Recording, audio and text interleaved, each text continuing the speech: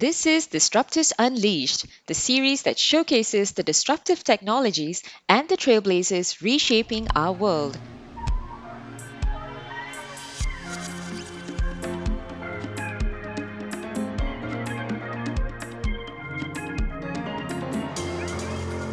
Previously, we explored some of the new trends transforming the automotive industry, from the rise in electrification to the advent of software defined vehicles.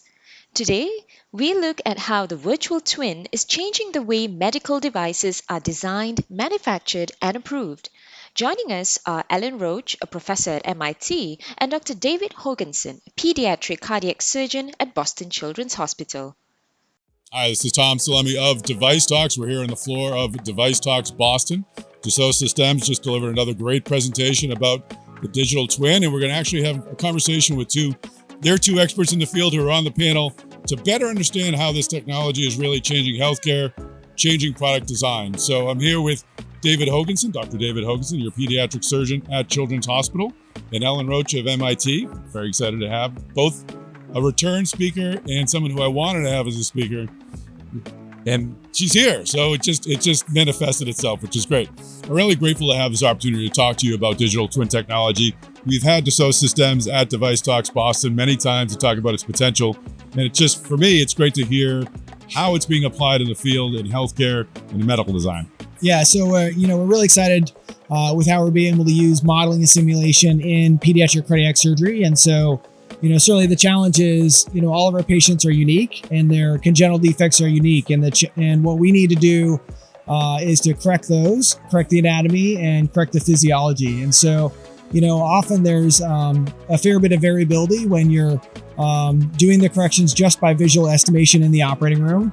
And so our team is using 3D modeling of individual patients to plan these surgical reconstructions, and also using simulation in the means of flow simulation. So simulating the flow through the anatomy with these different surgical options to try to better plan the right operation for these children. That's interesting. Yeah, not always.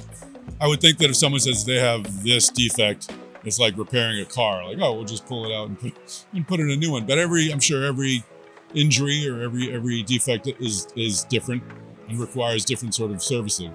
Where does the information come from that's used in the creation of that digital twin that allows for that modeling? Is that through pre-surgical imaging? Is it other technologies? Yeah, certainly I think in the future we're thinking about sort of models that affect an entire disease, but for us it's very patient specific always. So we do individual CT scans or MRIs of these patients, and then from that anatomy, that's where we create the model. So it's always a model of their own individual defect, and then that's the substrate for all these engineering workflows to try to understand how do we do the repair more precisely and accurately, and then also how do we make the best decision about what to do, because sometimes it's not always clear even from experience. That's interesting. And Ellen Roach, you're an MIT professor. You're involved in medical device design.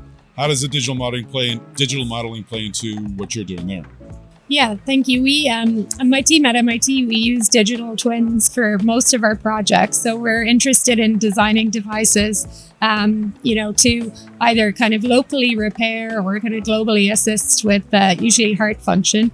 And to do that in a better way computationally, we can take a patient-specific model, again, not always pediatric, but, depending on what condition we're working on. And then we can actually simulate the function of that heart, for example, the structural motion of the heart and the flow inside the heart. And now we can virtually place a device and look at how that changes the function, and maybe predict how the heart would remodel in response to getting that device. And how close is the model in terms of projecting the impact that this device is bringing? Yeah, exactly. Yeah, and of course we rely on our clinical collaborators to get the data from the pre-procedural images, and then if we can partner with them and follow up to kind of validate that what we're predicting is actually what's happening. And I think we also, rely a lot on building physical models to validate what we predict computationally. Interesting. And how accurate is the modeling? If it turns out one way on the virtual model, can you build it and be confident that it's going to do what it projected? That's the hope. I mean, patients are variable, as Dr. Very good Hoganson point. mentioned, and responses kind of vary depending on who it is. But I think we can make a good prediction of how it would affect the mechanics of the system. We can also, like I mentioned, build physical models to validate on a case-by-case basis that what we're predicting is actually what's happening. And I think it allows us to test a variety of designs, and we can really be creative and parameterize design aspects and screen which aspect is most influential on the function of the device. So let's do the forward-looking part of this conversation, where I pull out my big pipe and ponder the future. Where is this technology going to bring us, in your mind, and how close are we to that point? We'll answer part one of the question first. How does virtual modeling fit into healthcare 10 years from now?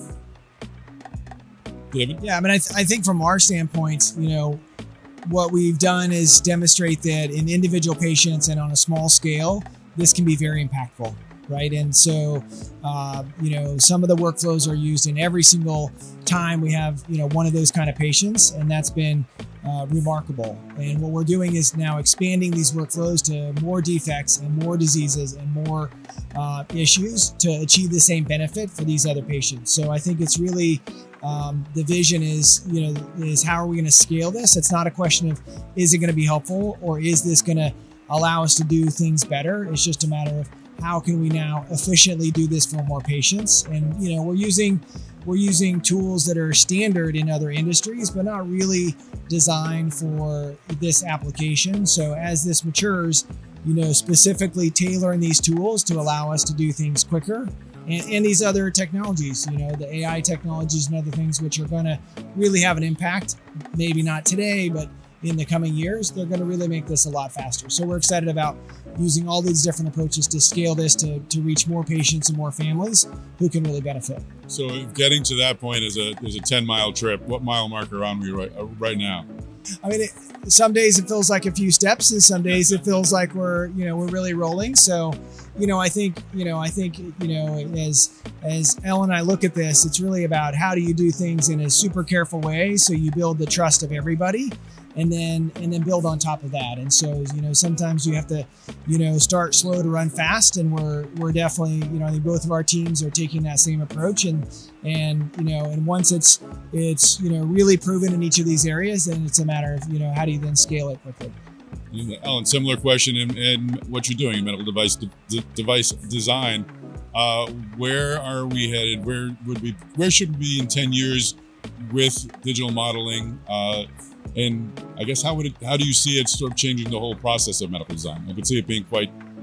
Yeah, I think it has potential to make a big difference to the process. I think at every stage there are tools that can really help to accelerate the process. Right in the early design prototyping stage, you can do that early work all the way through to testing and validation, maybe regulatory approval, and then even kind of predictive models and patient follow-up. So I think there's multiple stages at which these tools can benefit the overall workflow. I think there are some challenges to adoption, like the time it takes, the expertise required, the infrastructure required to do it, but we're working to kind of, I guess, democratizing it in some way and using these AI tools to make it faster and build kind of data-driven models that are informed by these high-fidelity physical models, so we can do it in a really clinically practical time, turnaround time. So same 10-mile question. Where are we? Yeah, Are we on the interstate yet, or are we still? Maybe getting onto the interstate. I don't know. So we have a lot of progress to look forward to. The final question? What's going to accelerate that? Is there something that's going to happen externally, either on the regulatory side, on the insurer side, on the physician side, maybe new physicians coming in, same with new designers coming in who are more accustomed to this technology?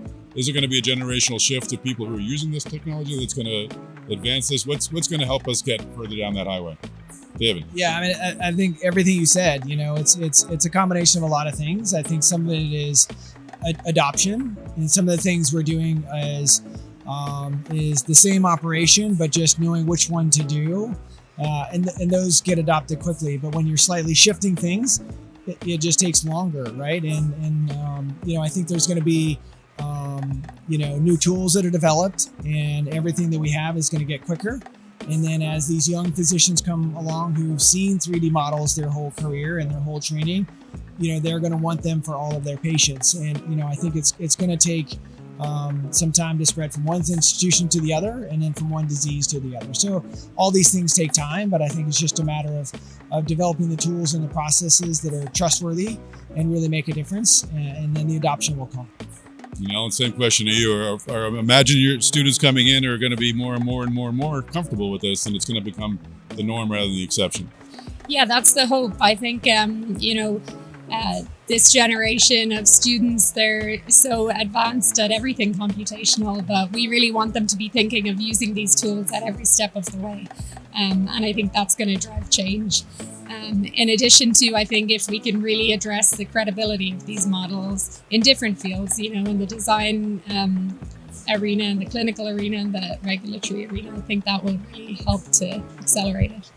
That's great. Well, it's exciting times. I'm really happy to have Dassault Systems here at Device Talks Boston, kind of painting the future for us. So we're grateful to have you both here with us in the studio to give us a little light on what's actually happening. Thanks so much.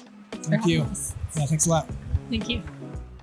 Disruptors Unleashed is produced by Dassault Systems. For more episodes, follow us on Apple Podcasts, Spotify, Deezer, or your nearest audio streaming platform. To learn more about Dassault Systems, visit us at 3ds.com.